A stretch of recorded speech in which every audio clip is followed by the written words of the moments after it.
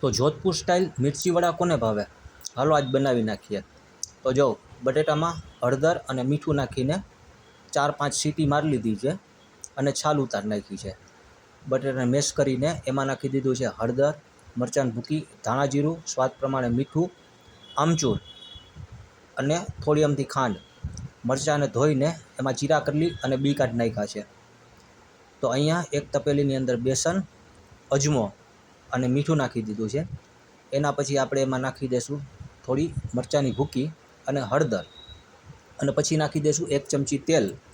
અને હવે પાણી નાખીને આ ટાઈપનું આપણે મસ્ત એનું બેટર બનાવી લીધું છે.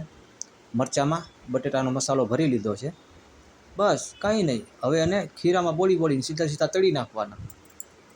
આપણે થોડાક મરચાંનો ટેસ્ટ વધારે ભાવે ને એટલે પતલું બેટર રાખ્યું, તમે જાડું રાખી શકો. તો જો આપણા મિર્ચીવાળા તૈયાર થઈ ગયા છે અને એને ખાશું આપણે આ લાલ ચટણી હારે. તો હલો આવી જાઓ બધાય મિર્ચીવાળા ખાવા માટે, પછી કહેતા નહીં બોલાવ્યા નહીં.